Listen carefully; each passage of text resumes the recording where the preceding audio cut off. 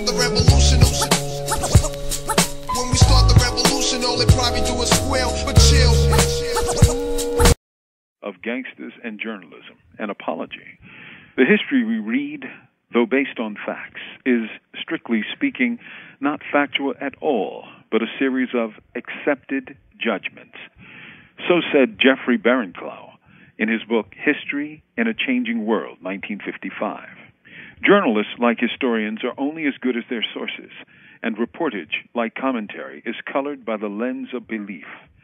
Several weeks ago, I wrote a piece called Keepin It Gangsta, where I wrote about the infamous CRIPs, Bloods, and other urban gangs had their roots in the Black Panther Party.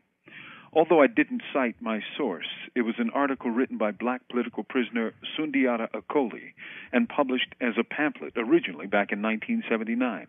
The article suggests these gangs had early influences in dress and root consciousness that flowed from the Black Panther Party and other nationalist and revolutionary-type organizations.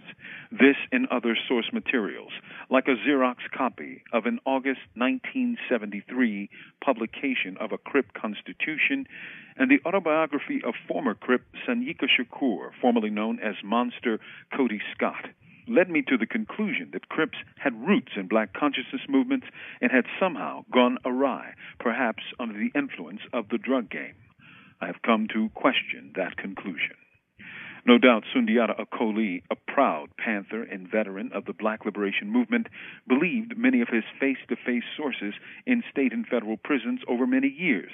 But it seems many of his sources were telling him what he wanted to hear to give a gloss over their origins that didn't exist in life. Perhaps because Sundiata wanted to believe their reports of BPP and nationalist influences, he believed them. Just as I wanted to believe that the party had such influence, I too believe such reports. I can't say I do today.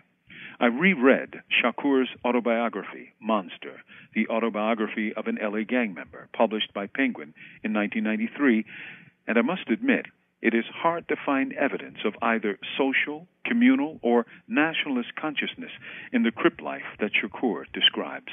What is evident is a profound nihilism. What almost echoes the party's targeting under the COINTELPRO, though, is the easy way L.A. cops used one group of Crips, the 8 Deuce Trays, against the others, rolling 60s. Shakur, a teenager, is told by an LAPD anti-gang sergeant that the other Crip set is out to kill him. When Monster asks who, the sergeant replies, Petey, Scoop, Kiki, and a few others. If I were you, I'd keep my gun close at hand, 'cause those boys seem mighty serious. Yeah, well, F the 60s. They know where I'm at. Yeah, but do you know where they are? I mean, right now. No, you? Then, calling me to the car in a secretive manner, he said, they are on 59th Street and 3rd Avenue. All the ones I just mentioned who've been bad-mouthing you.